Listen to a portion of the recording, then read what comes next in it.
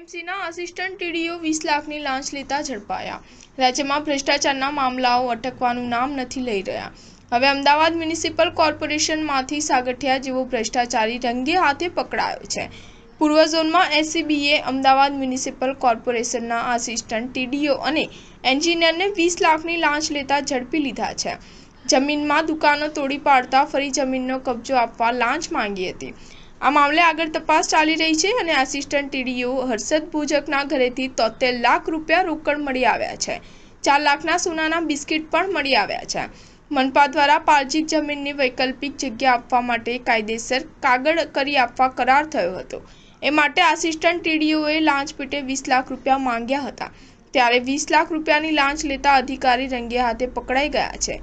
Assistant TDO Harshad ભુજક અને ખાનગી engineer Ashish Patel દ્વારા લાંચ માંગવામાં આવી હતી।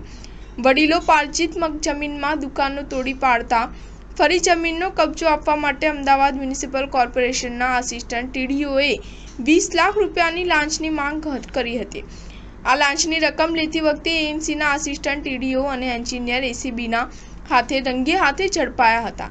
એસીબીએ બંનેની ધરપકડ કરીને આગળની કાર્યવાહી હાથ ધરી છે।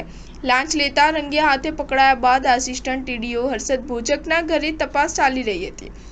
હર્ષદ ભુજકના ઘરેથી 73 લાખ રૂપિયા રોકડા મળ્યા હતા, સાથે 4 લાખની કિંમતના સોનાના બિસ્કિટ પણ મળ્યા છે। ઉલ્લેખનીય છે કે એસીબીએ 20 લાખની લાંચ લેતા હર્ષદ ભુજકને પકડી પાડ્યા બાદ એસીબીએ દાગીના અને દસ્તાવેજોની તપાસ હાથ ધરી છે। સ્ટાર ન્યૂઝ 7 હંમેશા સચ્ચાઈની સાથે।